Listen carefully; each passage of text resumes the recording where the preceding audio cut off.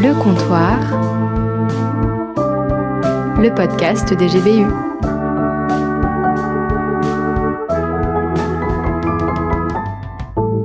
Penses-tu être quelqu'un de perfectionniste et pourquoi ? Dès que je fais le ménage, il y aura un grain de poussière par terre, ça va me saouler. Au bout d'un moment, je vais me décourager si je vois que j'avance pas trop et que j'ai pas ce que je veux.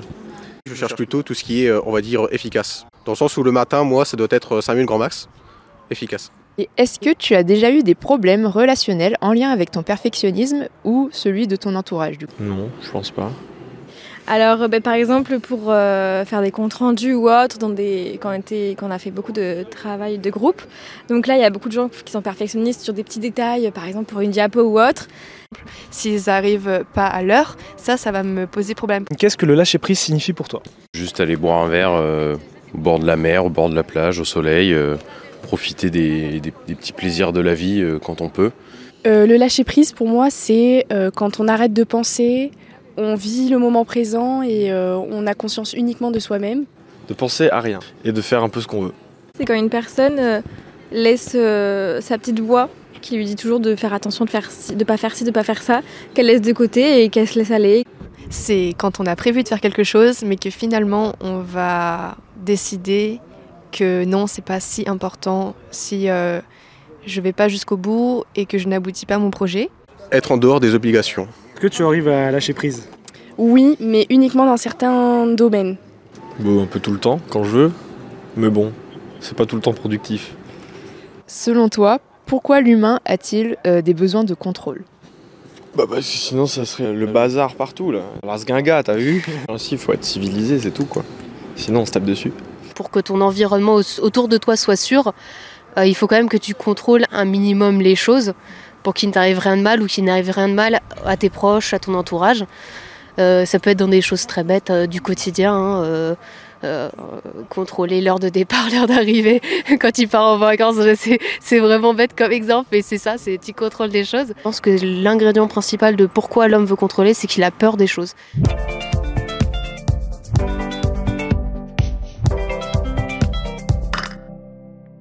Bonjour à tous. Bonjour. Comme vous avez entendu, nous avons une nouvelle voix dans cet épisode parce qu'on accueille une nouvelle personne aujourd'hui. Let's go. Bienvenue à notre co-animatrice Bouche-Trou. Ouais. C'est vrai que 3 animatrices en 3 épisodes, vous avez fait fort quand même. C'est pas trop mal, c'est pas trop mal. Comment tu t'appelles en vrai ? Eh bien, je m'appelle Elisabeth. Et qu'est-ce que tu fais dans la vie ? Et je suis étudiante. Étudiante en quoi ? Je suis étudiante en double licence en anthropologie et en sociologie. Et comme vous avez subtilement pu l'entendre à l'accent du Sud, je viens de la meilleure ville de France, tout de Toulouse. Je suis également responsable GBU d'un des 2 groupes de la ville avec beaucoup de fierté. Trop cool. En tout cas, bienvenue dans ce 30e épisode. Et donc, vous avez entendu un micro-trottoir qui nous a été préparé par 2 intervieweurs. Rebecca, qui est en master sciences de la mer à l'université de la Garde. Très stylé. Voilà, à côté de Toulon. Et Timothée, qui est en école d'ingénieur aussi à Toulon, qui s'appelle CITEC. Qui est aussi très stylé. Ouais. Mais écoute, puisque tu parles du micro-trottoir, moi, il y a une question que j'ai trouvée super intéressante que j'aimerais bien te poser. Okay. C'est la toute dernière. Donc, selon toi, pourquoi est-ce que l'être humain a besoin de contrôle ? Ah ouais, comme ça commence fort. Attends. Je dirais qu'il y a un problème d'égoïsme et un problème d'orgueil. En fait, parce que ça nous rassure quand c'est fait selon nos propres standards, nos propres règles. Et parce que le problème d'orgueil, c'est aussi, on pense qu'on sait mieux faire que les autres. Et donc, du coup, on veut imposer aux autres de faire ou commander ou que les autres fassent selon nos standards. Parce qu'on se dit, si on laisse les autres trop faire ou avoir leurs propres standards, ça répondra pas vraiment aux attendus ou ce sera moins bien que ce que je veux. Et il y avait quand même pas mal de questions stylées dans ce micro-trottoir. C'est clair. Moi, j'aimerais te demander, Elisabeth, est-ce que tu arrives à lâcher prise ? Question aussi difficile. Je dirais que ça dépend du contexte. Plutôt au niveau pro, au niveau des études, je dirais que j'ai un peu de mal à lâcher prise. Surtout quand il y a des contextes comme des contrôles ou des euros ou des travaux de groupe, surtout les travaux de groupe. Les travaux de groupe. Assez compliqué, mais surtout quand tout le monde n'a pas la même façon de travailler et que tout ne va pas toujours au même rythme, ça peut être très frustrant des fois. Après, sinon, au niveau du perso, je pense que j'arrive plus à lâcher prise. Genre si tu me demandes du jour au lendemain de partir, je sais pas, 2 semaines au Nicaragua, ça me posera pas de problème. Ouais, Bon, il manquera les sous, mais en tout cas l'envie sera là, quoi. J'ai plus envie de partir 2 semaines au Nicaragua que de faire un exposé de 40 minutes assise, quoi. Tu vois. Compréhensible. Et d'ailleurs, à ce propos, notre prochaine chroniqueuse, Julia, pense qu'il faut trouver un équilibre entre contrôle et lâcher prise, parce que selon elle, le besoin de contrôle vient surtout de la peur que ça dérape. Et c'est intéressant parce que Julia, elle est en 3e année de licence de psychologie, toujours dans la meilleure ville de France, Toulouse. Et ouais. Donc on va voir un peu ce qu'elle pense de tout ça. Discussion au comptoir. Bonjour à toutes et à tous. Aujourd'hui, nous allons parler dans la chronique du contrôle et du lâcher-prise et s'il y a un équilibre à avoir. Vous connaissez sûrement ce camarade qui veut tout maîtriser dans les moindres détails, celui qui fait des listes de listes et qui panique dès qu'un imprévu surgit. Et puis il y a l'autre, celui qui semble flotter au-dessus des problèmes. Imaginez ces 2 camarades dans un groupe de classe. Marie, elle, ultra organisée, tout doit être sous son contrôle, chaque détail anticipé. Et Pierre, lui, est plus relax et fait confiance au process et aux autres et au hasard. Ces 2 profils coexistent partout et parfois ça clash. Mais au fond, qui a raison ? Prendre le contrôle, c'est rassurant. Ça nous donne l'illusion de maîtriser notre environnement, d'éviter les erreurs. Et au travail, ça peut être une vraie force. Planifier, anticiper, vérifier, c'est ce qui fait avancer un projet et éviter la catastrophe. C'est utile dans certaines situations, par exemple un chirurgien, un pilote d'avion ou une chef de projet qui doivent anticiper et encadrer. Mais quand le contrôle devient excessif, il épuise. C'est comme si on essayait de jongler avec 10 balles en même temps et au bout d'un moment, il y en a une qui tombe, puis toutes les autres. Le besoin de contrôle naît souvent d'une peur que ça dérape, peur que tout repose sur nos épaules et que si on lâche tout s'effondre. Dans le travail, ça se traduit par l'incapacité à déléguer, une obsession des détails ou une anxiété face à l'incertitude. Prenons l'exemple d'un manager qui relit chaque email de son équipe avant l'envoi. Il veut éviter l'erreur, mais en réalité, il ralentit tout et génère du stress autour de lui. Le résultat ? Il finit surchargé et ses collègues démotivés. C'est là que le lien avec le surmenage apparaît. Vouloir tout maîtriser, c'est s'ajouter une charge mentale énorme, qui peut être définie comme par le fait que vos pensées et vos émotions sont surchargées partout et vous devez tout organiser, gérer, faire, et cela parfois au détriment de sa propre efficacité. Cela peut entraîner chez certaines personnes un burn-out, qui n'est pas forcément lié à un surmenage, mais souvent au surplus de responsabilités perçues. Elles ne se permettent pas de lâcher prise parce qu'elles pensent que tout repose sur elles. À l'inverse, le lâcher-prise est souvent vu comme du laisser-aller. Pourtant, c'est une vraie compétence. C'est accepter qu'on ne contrôle pas tout, qu'on ne peut pas tout prévoir et que parfois il faut juste s'adapter. Prenons un bon exemple. Ces personnes qui sont capables de changer de plan au dernier moment sans paniquer. Mais attention, un excès inverse peut poser problème. Un collègue trop chill, qui ne planifie rien, qui repousse les décisions en attendant que les choses se règlent d'elles-mêmes, ça peut frustrer ceux qui comptent sur lui et créer une charge mentale et de la responsabilité en plus sur les autres. Le défi, c'est donc d'apprendre à lâcher prise au bon moment et sur les bonnes choses. En amitié ou en couple, ces différences de tempérament peuvent être source de conflits ou de complémentarité. On a tous connu ce couple où l'un veut planifier chaque détail des vacances pendant que l'autre veut voir sur place. Ou c'est le collègue qui demande un suivi précis et l'autre qui trouve ça étouffant. Le contrôle peut être perçu comme une forme de rigidité et le lâcher-prise comme un manque d'implication.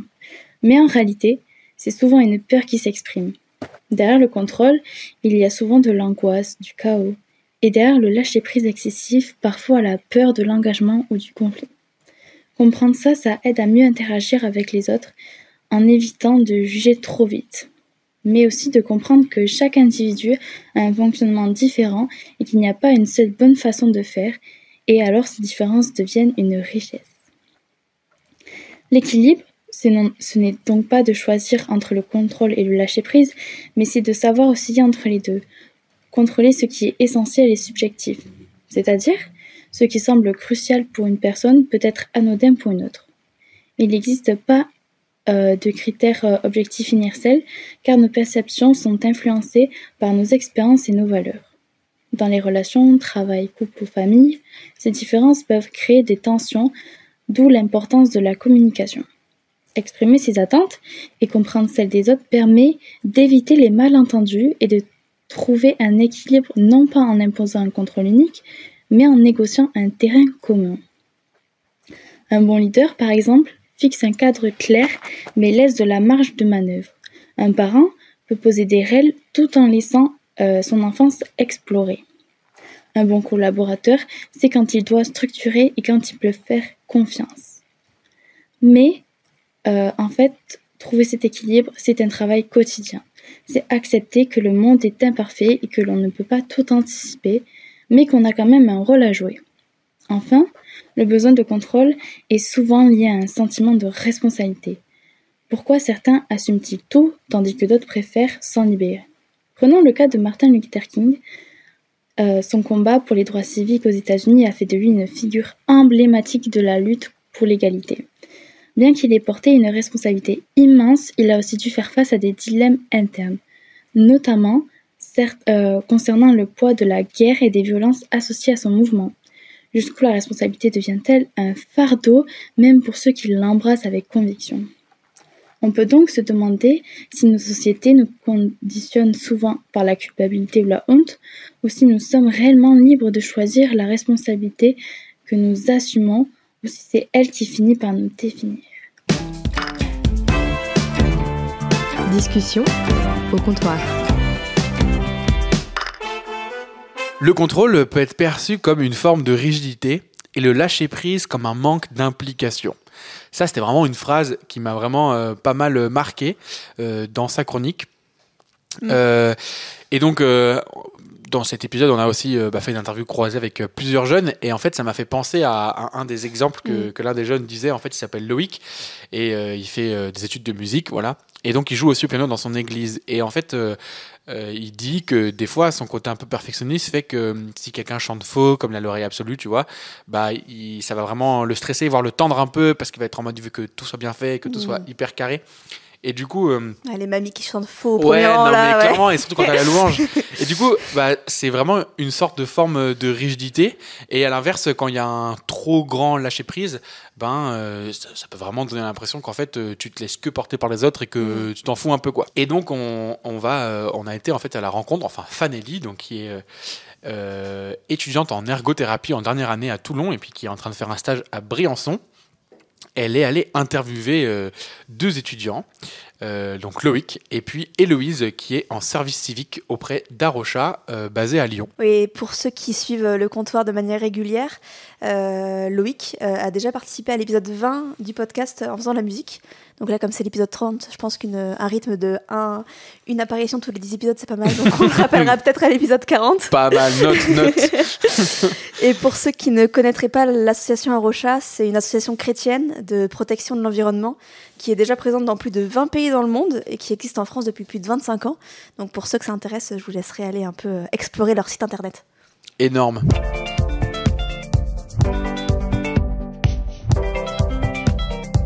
Reportage. Ma première question, c'est qu'est-ce qui pour vous pousse dans vos études ou alors votre travail à rechercher la perfection ou non ? Donc la musique, comme vous le savez, c'est un art. Et dans l'art, on a cette recherche perpétuelle de la perfection. Donc je vais prendre 2 prismes. Le premier prisme, c'est la performance instrumentale, où par exemple, dans la musique classique, on va chercher une interprétation la plus parfaite possible. Et bien évidemment, c'est impossible d'y parvenir. Et pour la composition, je dirais que on peut toujours rajouter des éléments, on peut toujours changer les notes, les instruments qu'on choisit, etc. Mais au bout d'un moment, faut se décider et mettre un stop sur ce qu'on a fait pour se dire ok, l'œuvre elle est finie et je n'y retouche plus. En fait, vu que j'aime beaucoup ce que je fais là dans le service civique, je pense que c'est beaucoup plus facile de juste faire et du coup, je suis motivée à faire au mieux. Mais c'est pas trop une pression et je pense que si je le fais des fois, essayer d'être au mieux, c'est parce que j'aime et aussi pour chercher un peu de validation parce que c'est un peu mon premier travail. Mais c'est pas quelque chose qui va être trop négatif, je pense. Et aussi quelque chose en musique qui est assez important, c'est qu'on est sans cesse comparé aux meilleurs et donc aux maîtres du passé. Donc forcément, quand on fait de la composition, on fera jamais aussi bien. Et on se dit, bah, pourquoi on fait ça en fait? On perpétue un art, mais en moins bien. Comment dans votre mode de travail, du coup, qu'il soit un peu plus perfectionniste ou alors plus détendu, est-ce que ça va influencer vos façons de prendre des décisions? Je suis un peu quelqu'un qui a du mal à prendre des décisions des fois, mais parce que j'essaye de faire en sorte que les personnes qui sont impliquées dans cette décision soient au mieux et soient le plus contents. Sauf que des fois, les deux côtés ne seront pas aussi satisfaits. Donc c'est peut-être une recherche de validation. Pour ma part, je vais prendre la composition. Il faut savoir que dans le processus créatif, c'est jamais linéaire. C'est-à-dire qu'à chaque fois, on a des idées, on les écrit et on se dit « Oh, c'est génial ce que j'écris !» On revient le lendemain dessus, en fait, mais c'est nul en fait.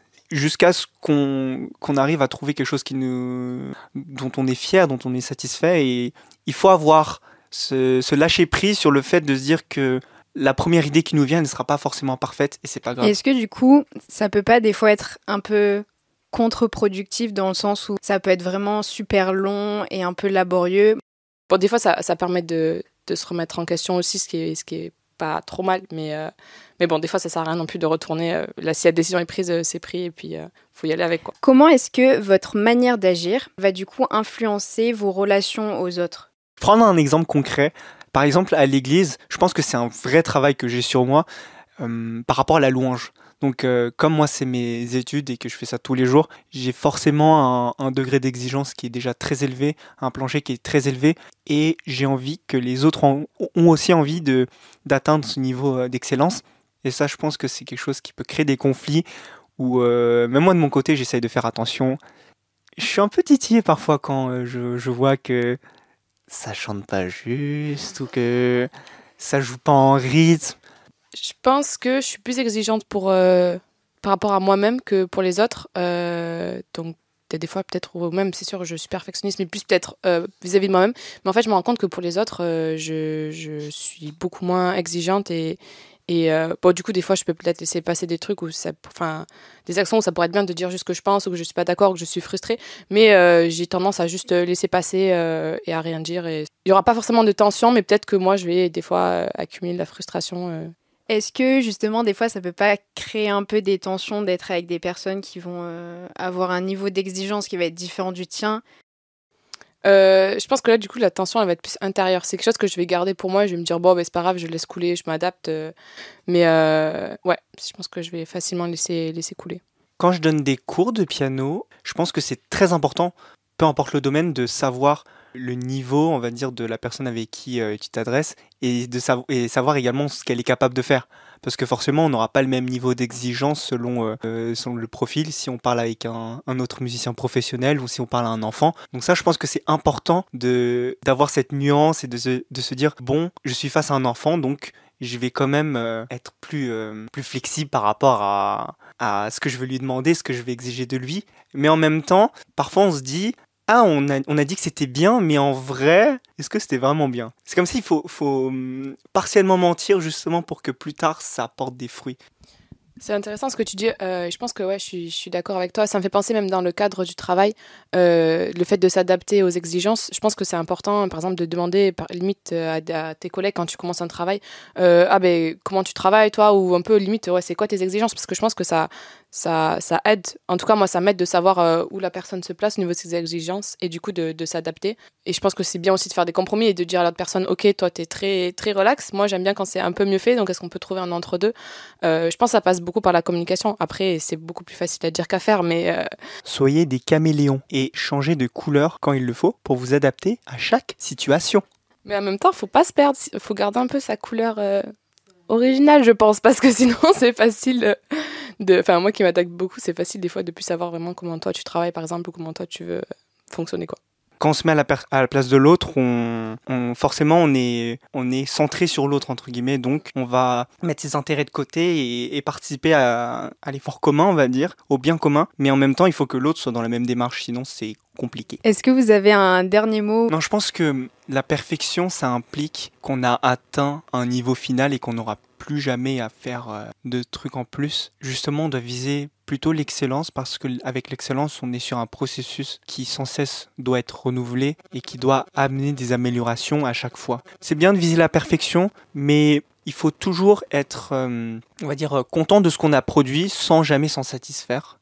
Et puis accepter peut-être que des fois ça sera un peu moins bien, mais c'est ça, se dire la prochaine fois je ferai mieux, ou du coup qu'est-ce que j'ai appris de cette fois-là où c'était moins bien et comment je peux l'améliorer pour la prochaine fois, quoi. Mais ouais, c'est tout un processus.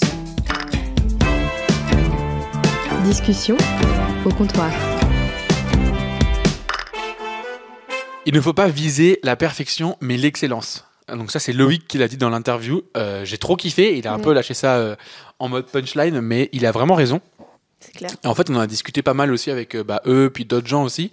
Et la perfection, c'est vraiment genre, je le vois comme une sorte de pic à atteindre, mais qui du coup, une fois qu'il sera atteint, tu peux que redescendre, enfin tu peux que faire moins bien, alors que l'excellence c'est beaucoup plus linéaire, enfin vertical, dans le sens où tu peux tous les jours te dire je vais être excellent aujourd'hui dans ce que je fais, dans mes relations, dans mes engagements associatifs, dans mon travail, et c'est vraiment un encouragement en fait, c'est comme un moteur. L'excellence, on peut vraiment se dire waouh, aujourd'hui je décide, je veux être excellent, et ça paraît mine de rien être un but beaucoup plus sain et atteignable que la perfection. Ouais, je suis complètement d'accord, et je pense aussi que dans cette quête un peu d'excellence, c'est bien de se fixer des objectifs qui sont réalistes. Et donc plus chercher à être excellent dans les choses qu'on fait plutôt que de chercher une perfection qui serait utopique. C'est un peu ce qu'ils expliquent dans l'interview. Moi, ça m'a fait penser un peu des fois, quand j'ai beaucoup de choses à faire dans la journée, j'essaye d'avoir des objectifs qui sont un petit peu irréalistes, devoir faire plein de choses. Et après, à la fin de la journée, quand j'ai vu que j'ai fait que 50-60% de ce que j'avais prévu, j'ai l'impression d'avoir rien fait de ma journée. T'es un peu déprimé, quoi. Déprimé en mode non, mais là, comme si j'avais passé la journée au lit, quoi. Alors qu'en vrai, j'ai fait des choses, et donc avoir des objectifs qui sont plus réalistes, ça permet d'être aussi plus fier de ce qu'on peut réaliser et d'atteindre un peu plus cette quête d'excellence au fur et à mesure, quoi. Et donc c'est cool. Et c'est excellent ce que tu dis, ça me fait penser aussi à un autre truc qui a été dit dans l'interview où il y a Héloïse qui parle du fait d'être qu'elle est beaucoup plus exigeante avec elle-même qu'avec les autres, et en fait c'est souvent ça aussi dans la vie, qu'on soit perfectionniste ou pas, mais on va beaucoup plus être exigeant avec nous-mêmes. Et en fait ça me fait penser à moi un exemple que j'ai vécu en fait assez longtemps dans ma vie primaire, collège, lycée, même début de fac, où j'étais hyper exigeant avec moi-même sur les notes, genre parce que j'avais des facilités, mais genre même aussi à la maison on me disait que il fallait, pour bien réussir, il fallait avoir de bonnes notes, j'avais un beau potentiel, tout ça, et du coup j'étais un peu matrixé par ça, et ça me définissait en quelque sorte. J'étais en mode, vu que je suis un bon élève, je dois avoir de bonnes notes, et notamment au collège lycée, à la fin des évals, c'était un peu en mode Stan, t'as mis quoi, ou quand on avait les notes, t'as eu combien. J'étais un peu un standard, quoi, de les gens se comparer, se disaient, et du coup ça crée une sorte d'identité en fait en moi. La méritocratie. Ouais, en quelque sorte. Et bien. Du coup, c'est exactement un thème qu'a traité Elsa, donc qui est notre prochaine chroniqueuse, qui est étudiante en licence de mathématiques à Paris et qui a aussi une relation spéciale avec les notes. Et donc, on la laisse en parler. Discussion au comptoir. Je suis une perfectionniste professionnelle. Ce genre de personne qui aime la rentrée scolaire et qui crée sans cesse de nouveaux systèmes pour améliorer sa vie. Dans le domaine des études surtout, cette partie de moi ressort. J'étudie les maths, et donc pendant une grande partie de ma vie, le 20 sur 20 mythique a été atteignable. Une réponse est soit correcte, soit fausse, et donc, à force de travailler, je peux réussir. En théorie. Envers les notes, j'ai toujours eu cette attitude de tout ou rien. Soit la meilleure note possible, soit c'est le drame. Un 15 pour moi, au lycée, c'était impensable, ça ne valait rien du tout. Et je voyais bien que cette partie de moi était un peu ridicule, mais je n'avais ni le temps, ni l'envie de la changer. Ça marchait plutôt bien, non ? Mais quand je suis arrivée à la fac, les attentes de mes profs ont changé, et donc je pouvais plus être aussi parfaite que je le voulais. Du fossé de ce que moi je voyais comme une défaite, j'ai regardé mes attentes dans le blanc des yeux. Mes attentes, pas celles des autres. J'ai construit le personnage de ce que je croyais être le succès et la perfection. Je lui ai donné un prénom, Elisabeth. Elisabeth est intelligente, elle ne rate jamais rien, non seulement dans le domaine des études, mais aussi dans les relations avec les autres, dans les activités extrascolaires. Vous connaissez ce moment dans une conversation où vous dites quelque chose de bizarre et du coup que tout le monde s'était un peu mal à l'aise? Ça n'arriverait jamais à Elisabeth. Mais en y pensant, rien n'arrive à Elisabeth. Cette vision de la perfection a un gros défaut. Elle n'est pas humaine. Elle manque de joie. À mon avis, la joie ne vient pas avec la perfection, avec tout parfaitement aligné en ligne droite. La joie, elle est vivante et libre. On n'a pas à s'acharner pour l'obtenir. Elle est partout. Mais même mes sources préférées de joie sont contaminées par le perfectionnisme. Si je fais de la musique, je dois être la meilleure. Du sport, je dois gagner. Même en écrivant cette chronique, j'ai dû combattre l'envie paralysante de tout faire parfaitement. J'ai toujours vécu avec des objectifs qui me guidaient. Et pour la plupart des perfectionnistes professionnels, c'est pareil. Même quand j'étais petite, je ne pouvais pas dépasser les lignes quand je coloriais. Et je pense que ça vient du fait que les gens, ils aiment les enfants sages. Notre perfectionnisme, même s'il nous blesse, nous guide et nous aide dans cette société d'opinion et de notes. Toute ma vie, les résultats de mon perfectionnisme ont été applaudis. Et donc, bien que ce soit un problème personnel, c'est aussi dur de s'en défaire vis-à-vis des autres. Qui suis-je donc sans Elisabeth? Voici la question que je me suis pas mal posée au cours des derniers temps. Et je pense qu'au fond, la question du perfectionnisme est une question d'identité. Comment est-ce que je me définis envers moi-même et envers les autres? Si mon identité repose sur l'image d'une girl boss qui travaille sans relâche et se perfectionne, que deviens-je lorsque l'échec arrive? Est-ce que tout ce que je suis est défini par mes réussites? Qu'est-ce qu'il se passerait si j'avouais mon imperfection à moi-même et aux autres? Si je retirais ces standards impossibles de ma vie? Peut-être que moi et les personnes qui m'entourent serions déçus. C'est ce que Elisabeth m'a toujours dit, que sans perfection, il ne me reste rien. Mais est-ce vraiment vrai? Peut-être que si j'arrive à placer mon identité dans quelque chose de mieux, qui ne dépend pas de mes performances, que je pouvais trouver une nouvelle liberté et une joie durable. Give us grace.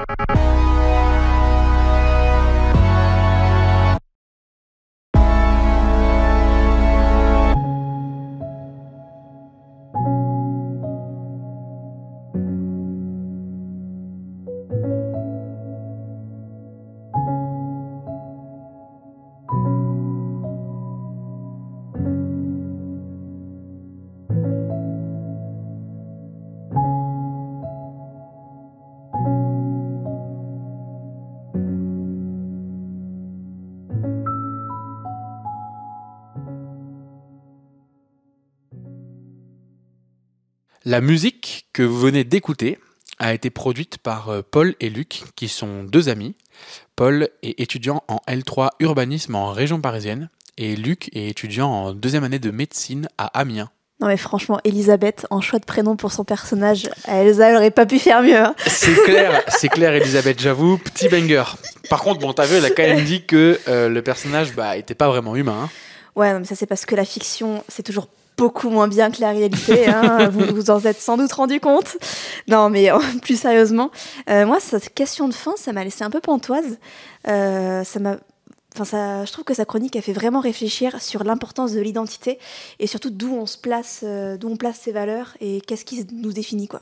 Ouais, c'est clair. Ouais, je suis assez d'accord. En plus, elle l'évoque, ça me fait un peu penser à une sorte de quête qui peut être une quête qui dure toute la vie et de voir qu'en fait, ce qui me définit, si c'est pas mes notes, si c'est pas ma réussite, mon mérite ou même ma recherche de liberté, parce qu'on voit que et c'est ce qui m'a beaucoup touché dans la fin de sa chronique, on voit qu'elle a eu plein de sources de joie, mais que c'est corrompu, entre guillemets, par ce perfectionnisme-là. Et du coup, elle nous invite, en fait, à rechercher peut-être une source de joie intarissable et beaucoup plus durable. Ouais, complètement. Et justement, à ce propos, je vous propose d'écouter Rémi, qui est stagiaire GBU dans le centre de la France à Poitiers, et qui a peut-être une solution à nous apporter.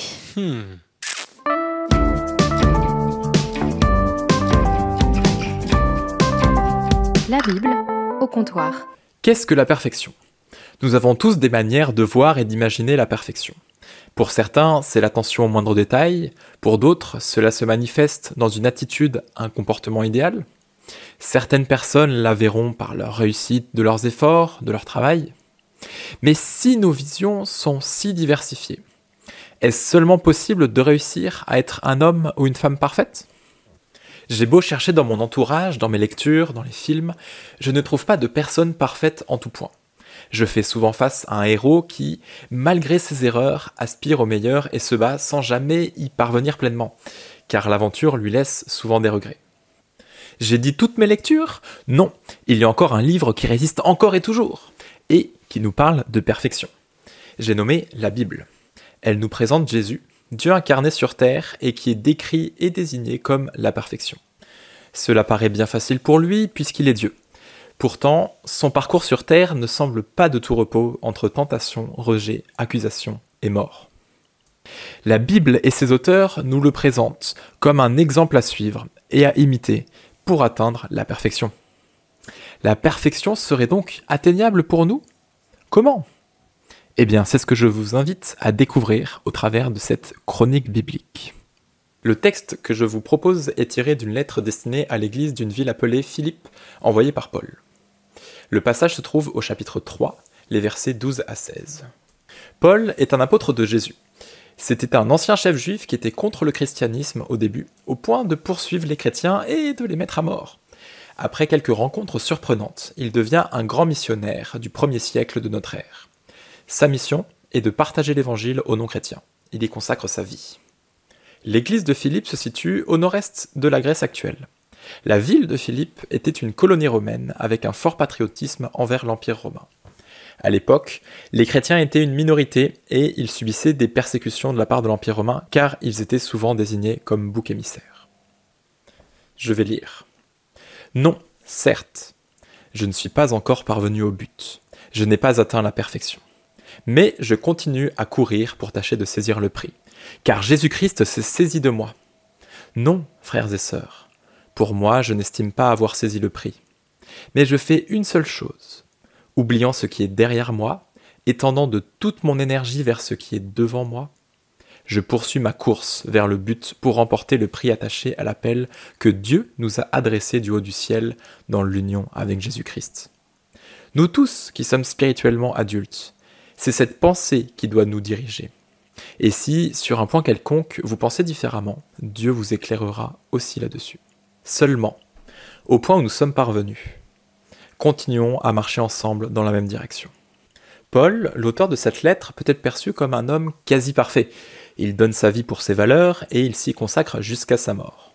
Il a fondé de nombreuses églises sans céder au mal, malgré les épreuves qu'il a traversées. Des gens ont même essayé de le tuer. Il a tenu jusqu'au bout grâce à son espérance dans les promesses de Jésus. On peut donc le qualifier comme un héros de la foi. Aurions-nous trouvé un être humain parfait? Quelqu'un qui a réussi après Jésus? Non. Paul commence par dire qu'il n'est pas parvenu à la perfection. Mais quelle est cette perfection que Paul recherche? Paul parle bien ici de Jésus.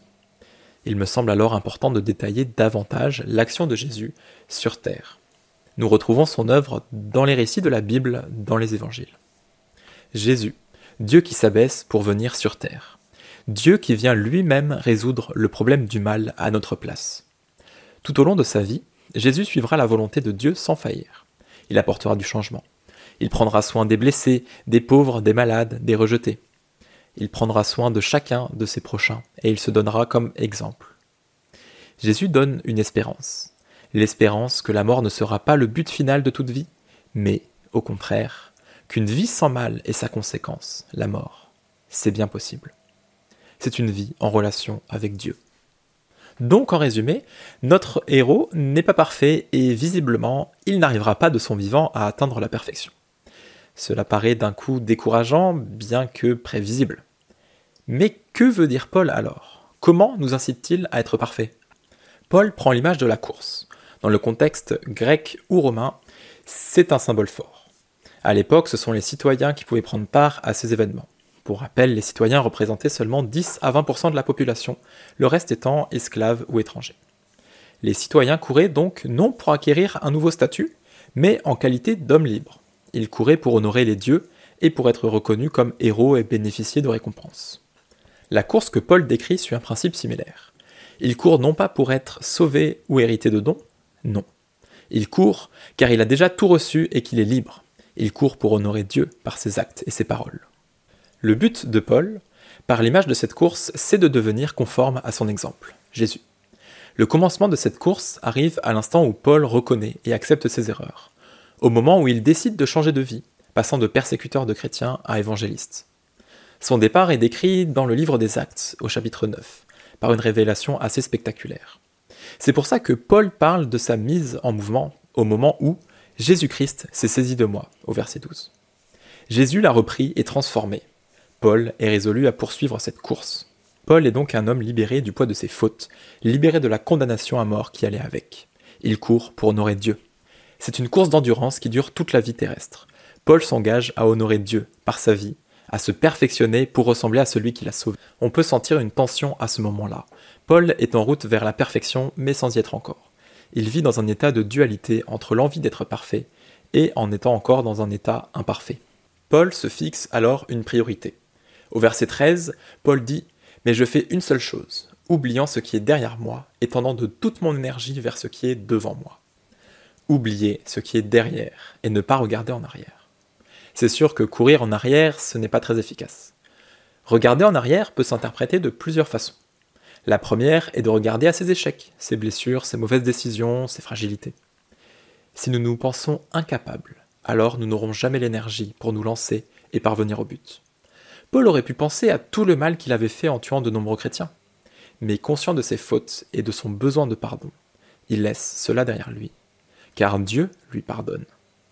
Paul trouve en Dieu une nouvelle identité, parfaite et transformée. La deuxième manière de regarder en arrière serait de se reposer sur ses lauriers, sur ses victoires. On pense qu'on est trop fort, que tout est trop facile. Paul est très instruit et connaissait très bien les écrits et les textes religieux. Il aurait pu penser qu'il n'avait pas besoin de s'engager davantage. Comme pour Paul, nous traînons aussi nos propres casseroles qui peuvent fortement impacter notre course à la perfection et la diriger dans une mauvaise direction. Alors, pour avancer, Paul parle d'un oubli nécessaire. Alors attention, il ne s'agit pas ici de faire comme si tout cela n'avait pas existé. On le sait bien, on n'oublie pas ce qui a été. Mais on peut le laisser là où il est, sans libérer pour regarder ce qui est à vivre, pour avancer et progresser. C'est ce que Paul fait. Alors, quelles sont nos forces pour cette course? Paul nous rappelle que le top départ ne vient pas de nous, mais de Jésus. Tout est déjà offert. Le pardon, la solution au mal. Il ne reste qu'à se joindre à cette course. Paul affirme avec force que Dieu l'accompagne dans cette course et qu'au travers de leur relation, il grandit et s'améliore chaque jour. Enfin, Paul termine ce passage par « Continuons à marcher ensemble dans la même direction ». C'est une course commune. Nous sommes pleins à courir et dans la même direction. C'est bien plus encourageant qu'une course solitaire, sans personne pour s'entraider. La perfection serait donc un état de plénitude, en absence de mal, dans la volonté de Dieu. J'aimerais finir cette chronique par quelques questions. À qui est destinée la perfection ? La perfection que j'ai définie dans cette chronique est destinée à tous. C'est un cadeau qui vous est offert. Le choix est devant vous. À vous de l'accepter ou de le laisser là où il est. Dans quel but souhaitons-nous tendre vers la perfection ? Paul nous montre que ce n'est ni pour lui, ni pour mériter quelque chose. Il cherche à changer et à améliorer sa vie dans le seul but d'honorer le seul Dieu qui l'a sauvé et donner un nouveau départ, car il le mérite. Comment atteindre la perfection ? Déjà, il ne faut pas attendre d'être parfait pour y prétendre. Ensuite, cela commence par le top départ de la course. Pour Paul, c'est Jésus qui le saisit. Pour moi, c'est aussi Jésus qui m'a saisi là où j'étais. Mais pour cela, comme Paul, j'ai dû accepter mes fautes, mes faiblesses et mes défauts pour être vraiment libéré. C'est alors que la course commence. Bien que cette perfection ne soit pas atteignable de notre vivant sur cette terre, il est possible pour chacun de se mettre à pied d'œuvre pour évoluer et grandir, à l'exemple de Jésus. Mais cela demande des efforts pour tendre vers cette perfection. Êtes-vous prêt à courir ?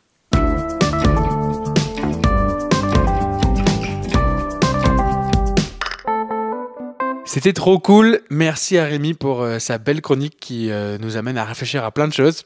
Moi, je suis hyper chaud pour courir. Hein. D'ailleurs, j'ai acheté des nouvelles baskets. Let's go. J'ai hâte de voir ça. Parce que... En tout cas, merci de nous avoir écoutés et d'avoir écouté ce podcast qui touche à sa fin. Ouais, merci à tous aussi pour toutes les interventions et pour toute l'équipe qui a travaillé avec acharnement sur cet épisode. Carrément. On espère que ça vous a plu et puis on se voit pour l'épisode 31. Allez, à la prochaine. Salut. Ciao, ciao.